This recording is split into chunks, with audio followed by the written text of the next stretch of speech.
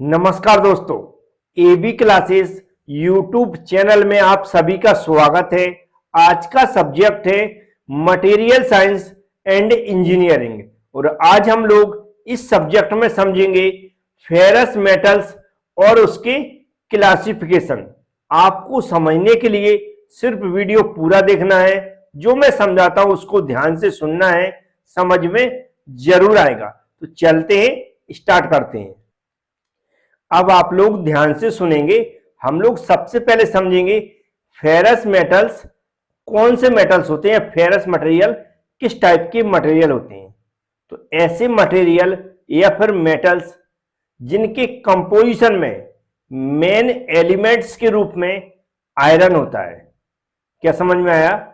ऐसे मटेरियल या फिर एलिमेंट का कंपोजिशन जिसमें मेन एलिमेंट के रूप में क्या होता है, आयरन होता है। इस टाइप के हम लोग मटेरियल या मेटल्स को क्या बोलते हैं, फेरस मेटल्स बोलते हैं या फिर मटेरियल बोलते हैं। यदि आपको चेक करना है फेरस मेटल के बारे में, तो जो चुम्बक होती है उस चुम्बक से उस मटेरियल को पास में लाकर देखें। यदि वह मेटल से मटेरियल चिपक जाता है तो समझ लें कि उसमें आयरन के गुण हैं।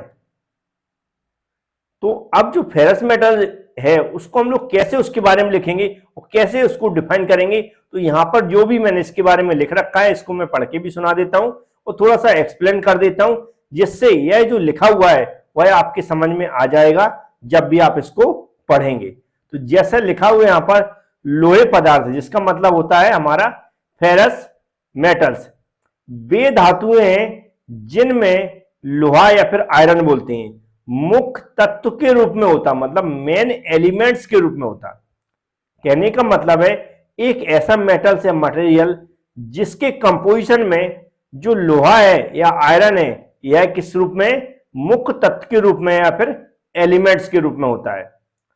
लोहे धातुएं अपनी शक्ति मतलब होता है स्ट्रेंथ, स्थायित्व का मतलब होता है ड्यूरेबिलिटी एंड चुंबकीय गुणों के लिए सबसे अच्छी तरह से जानी जाती है।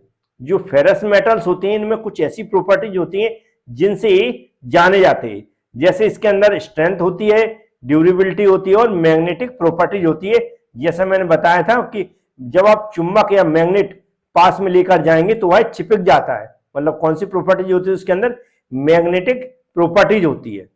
फिर लिखा है उनका उपयोग किया जाता है ना। फिर लिखा लोहे जो हमारा आयरन है कि थोड़ी मात्रा इन धातुओं को लोहे पदार्थों के समान गुण प्रदान करने के लिए पर्याप्त नहीं होती है। कहने का मतलब है कि जो आयरन है उसकी यदि किसी मटेरियल में जो कंपोजिशन में उसकी मात्रा थोड़ी सी है तो वह फेरस मेटल कहने के लिए क्या कह सकते हैं, फेरस मेटल्स के जो गुण हैं वह प्राप्त करने के लिए पर्याप्त नहीं होती है।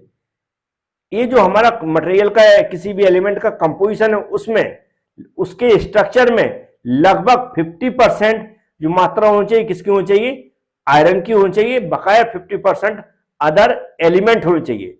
जब जो हमारे फेरस मेटल्स के गुण हैं तब उसमें वह फेरस मेटल के जो गुण रहते हैं उस तरह ही काम करेगा। जैसे उसके अंदर अच्छी स्ट्रेंथ लाना है, ड्यूरेबिलिटी लाना है, मैग्नेटिक प्रॉपर्टीज लाना है, तो इस तरह के जो गुण तभी होंगे जब उस एलिमेंट या उस मटेरियल के स्ट्रक्चर में 50% आयरन या लोहा होगा और 50% अदर मटेरियल होंगे। तो उम्मीद है समझ में आ गया होगा कि फेरस मेटल कौन से होते हैं। नॉर्मली कोई पूछता तो आप ऐसा बता दें कि ऐसे मटेरियल या मेटल का कंपोजिशन जिसमें मेन एलिमेंट के रूप में क्या हो, आयरन हो, बकाया बचे हुए अदर एलिमेंट हो। तो ऐसे कंपोजिशन या फिर ऐसे मटेरियल को या मेटल को हम लोग क्या बोलते हैं, फेरस मेटल्स बोलते हैं। अब इसके क्लासिफिकेशन समझते हैं कि फेरस मेटल्स कितने टाइप्स के होते हैं। अब जो हमारा फेरस मेटल है, तो ये लिखा हुआ मैं सही से लिख देता हूं इससे आप कंफ्यूज ना हो, क्योंकि हिंदी कई लोगों को समझ में नहीं आती है। फेरस मेटल्स या फिर मटेरियल्स लिख सकते हैं आप, जैसा भी लिखें, फेरस मेटल्स या फिर मटेरियल दोनों में से कुछ भी लिख सकते हैं। तो ये हो गया हमारा लोहे धातुएं जो लिखा हुआ है फेरस मेटल्स मेन। अब इसका क्लासिफिकेशन देखो तो सबसे पहले फेरस मेटल को दो भागों में डिवाइड किया गया। पहला है स्टील और हमारा आयरन। फेरस मेटल दो भागों में डिवाइड हो गया, स्टील और आयरन। अब स्टील भी डिफरेंट टाइप्स के होते हैं और आयरन भी डिफरेंट टाइप्स के होते हैं। तो स्टील में हम देखें स्टील सबसे पहले मेन दो भागों में डिवाइड किए जाते हैं, कार्बन स्टील और एलाव स्टील। क्या होता है? कार्बन स्टील और एलाव स्टील। फिर जो कार्बन स्टील है वो लो कार्बन, मीडियम कार्बन और हाई कार्बन स्टील में कन्वर्ट होते हैं। फिर जो एलाव स्टील है वो हमारे लो एलाव स्टील और हाई एलाव स्टील में कन्वर्ट होते हैं। अब आयरन को देखें हम, तो आयरन जो है वो पिग आयरन, कास्ट आयरन और रॉट आयरन में कन्वर्ट होता है। फिर हमारा जो कास्ट आयरन है यह कन्वर्ट होता है grey cast iron, white cast iron, malleable cast iron और नोडुलर कास्ट आयरन। इस तरह इनका क्लासिफिकेशन, जैसा भी चार्ट मैंने यहाँ पर बनाया है वैसा का वैसा आप एग्जाम में बनाकर आ सकते हैं यदि क्वेश्चन पूछा जाता है। वैसे कई बार पूछा जाता है 3 नंबर में कि फेरस मेटल और उसकी क्लासिफिकेशन को समझाइए। अभी जो डिफरेंट टाइप्स के यहाँ पर आपको फेरस मेटल्स दिख रहे हैं इनको मैं 1 बाय 1 समझाऊंगा, पर्टिकुलर वीडियो बनाऊंगा सभी के ऊपर, वह आगे आपको वीडियो मिल जाएंगे। इसकी जो पीडीएफ है वह मैंने वीडियो के साथ अटैच कर दी है। यदि आप एबी क्लास एप्लीकेशन के अंदर वीडियो देख रहे हैं तो वीडियो के साथ पीडीएफ अटैच है, और पीडीएफ एक कोर्स भी है जिसमें नोट्स मिलेंगे हिंदी और इंग्लिश में, तो उस कोर्स में भी आपको पीडीएफ मिल जाएगी। Thank you friends.